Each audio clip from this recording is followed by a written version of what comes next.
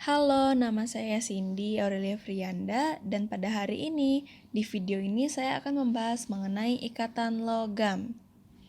Mari kita scroll ke slide pertama. Yang pertama, saya akan menjelaskan singkat mengenai definisi. Nah, definisi ikatan logam itu adalah ikatan logam bisa terjadi karena ada reaksi dari unsur logam dan unsur logam, sehingga ikatan yang terbentuk akibat adanya gaya tarik-menarik yang terjadi antara muatan positif dari ion-ion logam dengan muatan negatif dari elektron-elektron yang bebas bergerak. Lalu, kita akan mengintip sedikit mengenai apa itu senyawa logam. Senyawa logam ini mempunyai sifat-sifat fisik, antara lain semuanya lunak, putih mengkilat, dan mudah dipotong. Sebagian besar memang mempunyai sifat fisik seperti itu.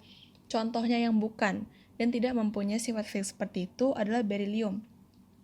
Bisa dilihat pada gambarnya, berilium itu mempunyai warna yang cenderung hitam atau abu-abu, walaupun ada putih-putih sedikit mengkilap, tapi dia cenderung berwarna hitam atau abu-abu. Nah, perlu diketahui juga, jika logam-logam tersebut dibiarkan di udara terbuka, maka permukaannya akan menjadi kusam, karena logam-logam tersebut mudah bereaksi dengan air atau oksigen, dan biasanya disimpan dalam minyak tanah. Berikut ada beberapa gambar contoh unsur-unsur logam yang memenuhi kriteria ciri-ciri yang tadi saya sebutkan di atas. Yang pertama natrium, bisa dilihat warnanya putih dan juga mengkilap. Lalu kalsium berwarna putih juga, kalium, kromium, magnesium, dan manganium. Masih banyak lagi contoh-contoh di luar sana, tetapi saya hanya akan memperlihatkan ke-6 unsur ini saja. Selanjutnya mengenai tingkat reaktivitas yang berbeda. Nah, tingkat reaktivitas yang berbeda ini akan saya tunjukkan 3 unsur saja. Yang pertama adalah berilium. Berilium dapat bereaksi dengan air dalam keadaan pijar dan airnya dalam bentuk uap. Lalu yang kedua adalah magnesium. Magnesium itu dia bereaksi dengan air dingin secara lambat. Tetapi, jika dia dalam keadaan panas, maka semakin cepat bereaksinya. Lalu yang ketiga, logam-logam alkali tanah yang lain itu sangat cepat bereaksi dengan air dingin, sehingga menghasilkan gas hidrogen dan hidroksida, serta menghasilkan banyak panas. Ciri-ciri dari ikatan logam itu ada 5. Yang pertama adalah atom-atom logam bisa diibaratkan seperti bola pingpong yang terjejal rapat satu sama lain. Yang kedua, memiliki sedikit elektron valensi. Nah, mari kita lihat contohnya untuk elektron valensi itu. Bisa dilihat natrium itu dia kan positif. Nah, elektron valensinya itu di akhir adalah 1. Dikit dong. Nah, maka terbukti kalau salah satu ciri-ciri adalah memiliki sedikit elektron valensi. Lanjut ke ciri-ciri yang ketiga, yaitu kulit terluar atom logam relatif longgar, sehingga banyak tempat kosong. Nah, elektron lain itu bisa berpindah dari satu atom ke atom yang lainnya. Lalu yang keempat adalah elektron valensi logam mengalami suatu delokalisasi. Seperti yang saya bilang dari ciri-ciri ketiga tadi, kalau delokalisasi ini itu perpindahan elektron dari satu tempat atom ke atom yang lain. Lalu yang ciri-ciri kelima adalah elektron-elektron valensi tersebut berbaur membentuk awan elektron yang menyelimuti ion-ion positif logam. Sifat-sifat logam sendiri, unsur logamnya itu ada 6, yaitu konduktivitas listrik. Nah, konduktivitas listrik itu bisa terjadi karena keberadaan elektron tak terlokalisasi pada logam, yang memungkinkannya bergerak bebas. Konduktivitas ini dapat terjadi karena ada sesuatu partikel yang bergerak untuk menghantarkan listrik. Partikel yang bergerak disebut elektron yang mampu membawa muatan berupa listrik. Jadi sebenarnya itu bisa mempunyai sifat konduktivitas karena ada elektronnya. Contoh, kabel yang digunakan untuk mengalirkan listrik menggunakan logam tembaga sebagai konduktornya, sehingga listrik bisa terhantarkan dengan baik. Yang kedua adalah konduktivitas termal. Nah, konduktivitas termal ini bisa kita temukan ketika kita memanaskan besi pada salah satu ujung. Lama-kelamaan, panas itu akan merambat dari satu ujung ke ujung yang lain. Maka, didapatkanlah sifat konduktivitas termal. Tapi ini juga disebabkan karena keberadaan elektron bebasnya yang mampu mentransfer energi dari sumber panas dan menyebarkannya ke seluruh bagian logam. Lalu yang ketiga, kita bisa melihat ada satu sifat yaitu keuletan. Apa itu keuletan? Jadi keuletan yang dimaksud di sini itu logam cenderung bersifat elastis atau dapat ditarik menjadi material yang tipis karena ikatan logam yang terjadi antar atom dapat dengan mudah dipatahkan dan juga direformasi.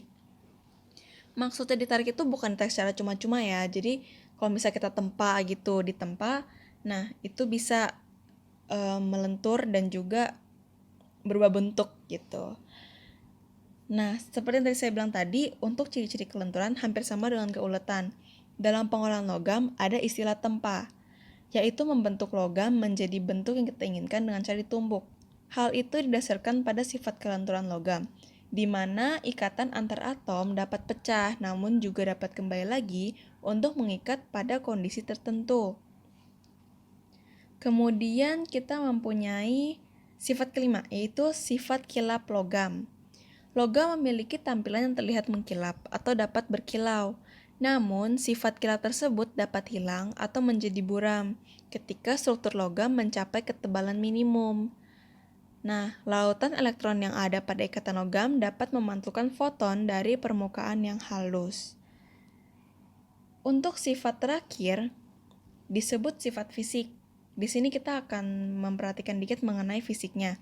Jadi itu daya tarik yang kuat antar atom dalam ikatan logam membuat logam bersifat keras, memiliki kepadatan atau densitas yang tinggi, titik leburan tinggi, titik didih tinggi, dan volatilitas atau kemudahan untuk menguap yang rendah. Tadi ini contohnya sudah saya kasih lihat untuk membuktikan ciri-ciri yang di atas, yaitu natrium itu mempunyai elektron valensi yang sedikit, 1 gitu kan. Jadi ikatan logam terjadi jika sejumlah besar atom berbagi elektron. Contohnya ini natrium. Kita bisa lihat natrium ini mempunyai konfigurasi elektron 1. Lalu mempunyai konfigurasi elektron banyak tetapi elektron valensinya hanya 1. Nah, atomnya sangat mudah melepaskan elektron valensi membentuk Na+, natrium positif. Kenapa positif? Karena kalau melepaskan elektron otomatis dia akan berubah menjadi positif. Nah, elektron ini karena bermuatan negatif, maka bisa melakukan gaya tarik-menarik dengan natrium yang positif dan elektronnya akan bergerak terus sehingga menimbulkan muatan negatif di sekitar ion natrium yang disebut dengan lautan elektron. Bisa dilihat dari proses terjadinya, yaitu interaksi yang terjadi dalam ikatan logam, yaitu ikatan atau tarikan antar atom logam yang bermuatan negatif dengan elektron yang tersebar pada seluruh bagian kisi logam yang dimodelkan sebagai lautan elektron. Elektron akan membentuk sesuatu yang disebut dengan lautan elektron, di mana pada kondisi tersebut, elektron valensinya bebas bergerak dari suatu bagian atom ke atom lainnya dalam satu kristal. Dan yang terakhir itu sifat dari ikatan logam itu sendiri, yaitu padatan logam tidak dapat larut dalam pelarut apapun. Di sini bisa juga dilihat ada 2 prinsip, dan di sini saya akan menjelaskan mengenai lautan elektron secara singkat. Model lautan elektron adalah sebuah penyederhanaan dalam ikatan logam yang lebih mudah dipahami. 2 prinsip yaitu energi ionisasi rendah dan juga orbital kosong. Elektron valensi dapat bergerak secara bebas dari pengaruh orbital atom serta struktur elektronnya. Yang kedua, dalam logam, sejumlah elektron valensi tetap kosong atau tidak berisi elektron karena jumlah elektron valensi yang cenderung lebih sedikit dari jumlah orbital yang ada. Pembentukan ikatan logam memiliki sedikit elektron valensi dan memiliki elektronegativitas yang rendah. Kulit terluar unsur logam relatif longgar sehingga terjadi delokalisasi. Lalu, sekian terima kasih penjelasan saya mengenai ikatan logam. Semoga video ini dapat membantu dan membantu kalian untuk lebih mengerti lagi lebih jauh mengenai ikatan logam. Terima kasih sudah mau mendengarkan video saya. Mohon maaf apabila salah kata.